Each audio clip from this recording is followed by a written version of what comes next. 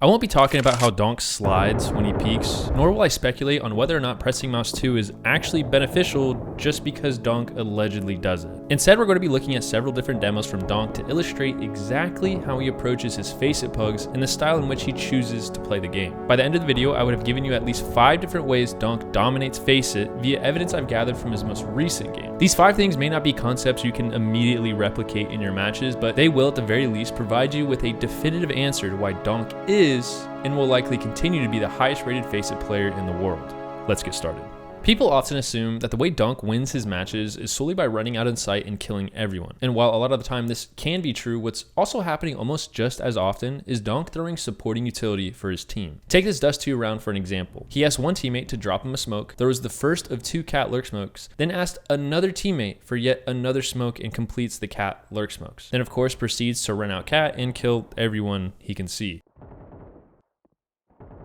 Another prime example of this was on Ancient. He starts the round by throwing this lineup, which smokes CT on A, nades the elbow smoke, and flashes to create pressure mid. He then asks his teammate to drop him a smoke so he can re-smoke CT, then of course runs out on site and kills everyone he can see.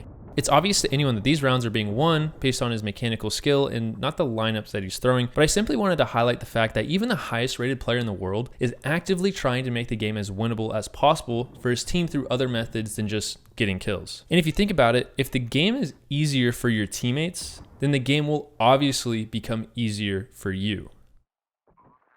Another thing people don't really know about Donk is just how often he's opping in his matches. I've mentioned this before in older videos, but from what I saw recently, Donk is opping anywhere from 10 to 20% of his full buy CT rounds, which is insane when you think about how he's not even considered to be an opper in pro play. Yet he's still able to pull off rounds like this where he gets a 3K with the AWP in overtime, while playing in the highest of elos in EU. Donk's opping is actually so underrated that even professional casters during Blast Premier Open London were surprised that he could do this. Donk has an op, so let's see. Oh, the timing on the peak there is That helps out a lot. Donk gonna show Molodoy that maybe it's easy. Molodoy's gonna have to go for the pop. No! Oh, Donk's chance! Molodoy dead! What are we watching? Oh my! I always love to poke fun at Donk that the one thing he doesn't do is op, and of course he can do that too. But that's the thing, Launders. Opping is actually something that Donk does a lot to win his face-it games. And my advice to anyone watching this is you should probably op in your games too. There isn't really a downside to being a good opper, especially if your team needs one. The only thing it can do is make you even more of a capable player in scenarios that you'll often find yourself in your matches. Something else that Donk excels at, and this applies to his CT side primarily, is just how quickly he can read the map and rotate exactly where he should be to have the biggest impact. This is also likely the reason why he's always playing positions that enable him to move the fastest around the map. One of the craziest examples that I found was during this Ancient game. After starting mid and not spotting anyone, which by the way he's also opping here, the only thing that it takes for him to rotate is the sound of one smoke landing short on B. Now at a glance this may initially appear as somewhat of an over rotate, but because Donk knows what kind of buy the enemy team is on, he knows that their utility will likely be limited.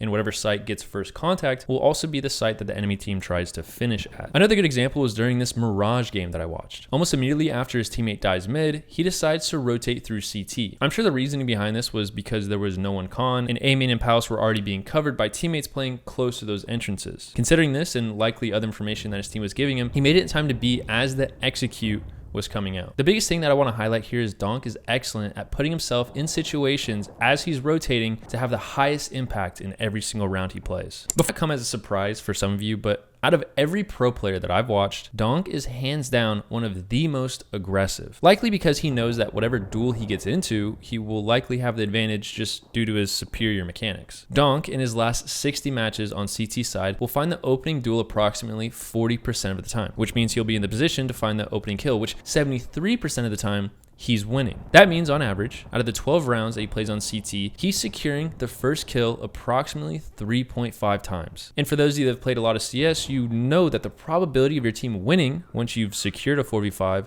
skyrockets. A great example of how Donk manages to do this is on Mirage. With a good window spawn, he almost always jumps out of the window and either pushes top mid,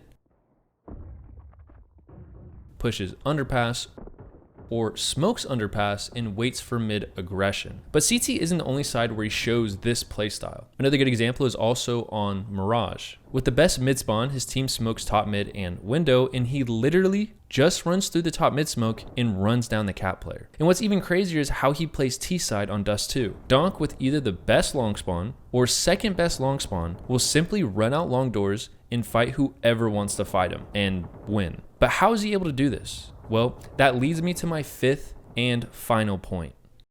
Donk's fundamentals, even for a pro, are well above average. Things like crosshair placement, counter strafing, recoil control, and overall accuracy are light years ahead of the average player and even significantly above average for even a pro player. In my last video, I talked about aiming and how there are several different fundamentals that go into being a good Counter-Strike player aside from just raw aim. To help prove this point, I showed some graphs, which are the same graphs that I'm about to show again. For reference, these statistics were pulled from Leadify and HLTV. If we look at counter strafing, Donk manages to accurately counter strafe 94% of the time, which is almost 10% higher than the tier 1 average. But it doesn't stop there. If we look at crosshair placement, which is measured in degrees from the opponent's player model, we see that Donk again has the most accurate crosshair placement in the world. The only statistic that is equal to other pros is his recoil control, which at the pro level has an astonishing accuracy of 40%. These things are what makes Donk so capable of making plays that he makes. It's not some weird donk slide that he does or him pressing mouse 2 when he sprays, which I don't know if he does or doesn't. He just does all the basic things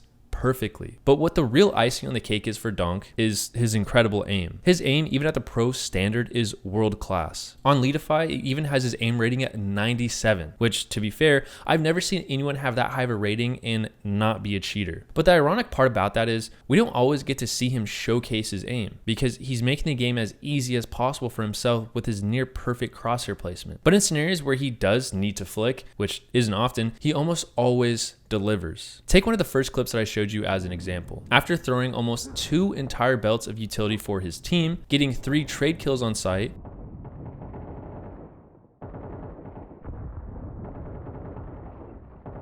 he's in a 1v1 post play unaware of the last remaining player. He last second checks CT, flicks away while not realizing he saw the last player, then just flicks back in the same motion and secures the kill. And what's truly insane about all of this is he didn't use refrag to get where he's at. He didn't boot up aim labs every day for years. He didn't even spend time deathmatching all that often. He literally just played Faceit every day for years. Well, hopefully this video was insightful and you discovered something you didn't know about Donk before, and perhaps you gained something that you're going to try in your matches. And if that is the case, you should leave a like on the video. But before I end the video, I also want to quickly shout out Maestro AI for partnering with the channel. If you want to leg up in the skins trading community, you should check out their website. Link to that is in the description. Anyway, if you enjoyed the video, be sure to leave a like, and if you want to stay up to date with my content, be sure to subscribe and hit the bell to be notified. As always, thanks for watching.